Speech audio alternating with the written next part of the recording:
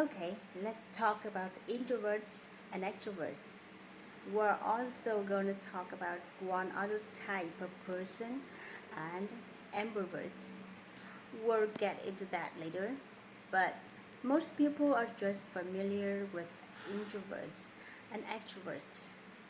These two ends of the spectrum.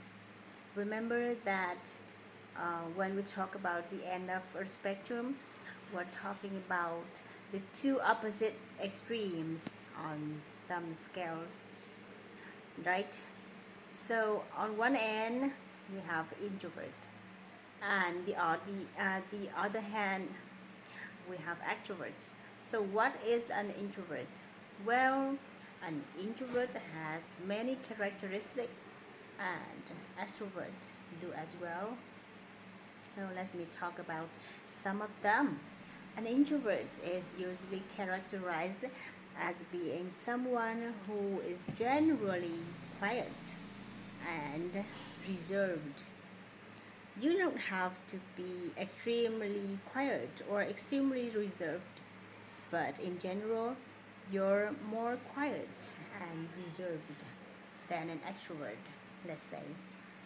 And when people think of introverts, they usually think of people that can be a little bit shy around people they don't know, around strangers. The word strangers just refers to people that you're not familiar with, people you don't know. Though these are strangers. So introverts are often a little shy and maybe really shy around strangers, and they can be shy in group setting.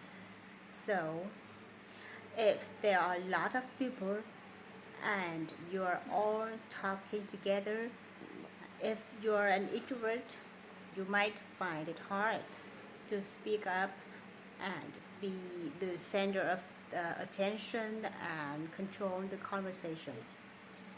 That might be hard for you if you're an introvert and you're in a group setting. So if you're an introvert, you tend to be a little bit more quiet or reserved or shy, especially around people you don't know or in a large group. However, if you are around people that you do know, and people you feel comfortable with, you are probably not the same as if you are with a group of strangers, let's say. You're probably gonna to seem a lot more social, less shy, less reserved around people that you do know. So in general, introverts can be quiet and reserved.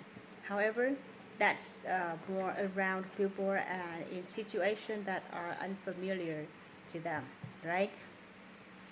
If you are an introvert, that doesn't mean that you're always quiet and reserved, right? I want to differentiate there. Another characteristic of introverts, and I think that this is the biggest ones, or one of the biggest ones, that is introverts tends to feel drained by social. When we say that you are drained by something, this means that your energy is taken away. If it decreases, it depends. It is drained. So introverts tend to feel drained by social situation. So after a social situation, you might feel exhausted, and you might feel like you need some alone time. You want to just go home and be by yourself for a while. That's a really common um, characteristic of an introvert. So that's one of the biggest ones. You tend not to feel super energized and recharged from social situation. It's the opposite. You feel like you are drained and you need some alone time afterward. It doesn't mean that you just don't like social situation.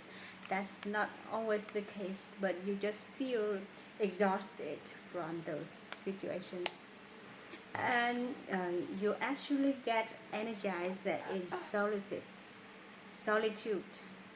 It just refers to being alone. So being alone actually energizes you if you are introvert. You feel like you're regaining your energy. So you feel like your battery is being charged again. That's another characteristic of introvert.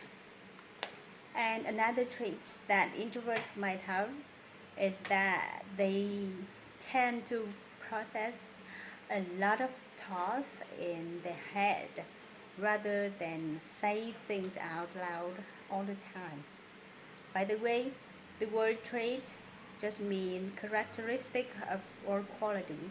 So introverts have this trait often where they think things through in their head.